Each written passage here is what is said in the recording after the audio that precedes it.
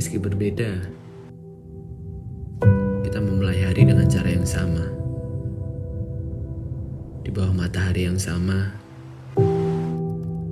kita mencari inspirasi untuk dijadikan sebuah cerita. Terkadang, inspirasi datang dengan begitu mudah. Kadangkala, justru malah membuat kita kebingungan. Entahlah, selama semuanya masih dalam kendali diri kita tak perlu khawatir.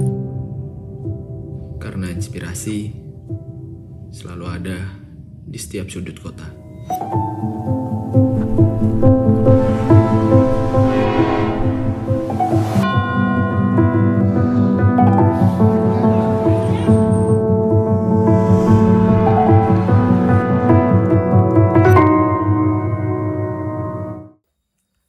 Halo semuanya. Nah, itu tadi adalah salah satu video yang pernah aku buat, dan di sini aku bakal share bagaimana workflow aku ketika membuat video itu tadi, mulai dari tahap pra-production, production, sampai ke tahap post-production.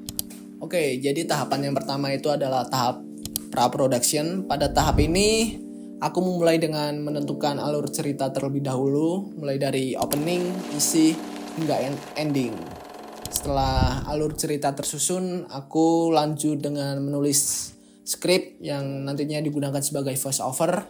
Mengapa aku menggunakan voice over dalam video ini? Karena aku ingin menyampaikan informasi atau pesan dalam video ini lebih tersampaikan dengan jelas. Jadi aku butuh penyampaian pesan itu dari visual dan suara. Setelah skrip selesai dan alur cerita selesai, aku lanjut membuat storyboard atau shortlist. Pada shortlist ini biasanya berisi detail seperti lokasi syuting, durasi tiap shot, tipe shot yang akan digunakan, hingga mood atau suasana yang ingin dibangun biasanya tertera pada shortlist ini. Jadi shortlist ini biasanya digunakan untuk memudahkan pada hari syuting. Jadi semuanya sudah terencana dan proses pengambilan gambar itu bisa berjalan lebih efisien tanpa membuang-buang waktu. Seperti itu. Lanjut ke tahap yang kedua, ada tahap production. Jadi di tahap ini tahap eksekusi video atau take video shooting. Jadi mulai dari setup kamera, lighting, hingga mood atau suasana yang ingin dibangun dieksekusi di tahap production ini. Karena tadi aku udah menyusun shortlist, pada tahap ini aku tidak kesulitan karena sudah aku rencanakan di awal, jadi lebih efisien dalam proses syutingnya. Setelah proses syuting selesai pada tahap production ini, lanjut ke tahap yang terakhir adalah tahap post production. Setelah semua proses syuting selesai, semua footage akan masuk ke tahap pengolahan. Aku biasanya memulai pada tahap editing itu dengan menyeleksi setiap footage.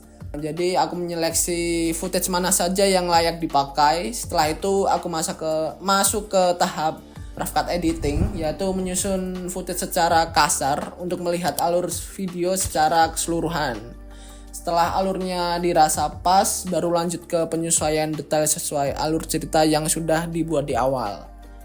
Lalu setelah rough cut selesai, aku mulai masukkan voice over yang sudah aku tentukan di awal tadi di pra-production. Lanjut ke tahap color grading, dan pada tahap color grading ini juga sangat menentukan mood atau suasana dari video yang aku buat itu tadi. Lalu untuk tahapan yang terakhir itu biasanya ada tahap pendukung, yang dimana aku menambahkan sound effect di video ini. Karena sound effect ini juga salah satu hal yang membuat ambience di video itu lebih terangkat, seperti itu. Mungkin itu saja yang bisa aku share. Sekian dari saya, terima kasih.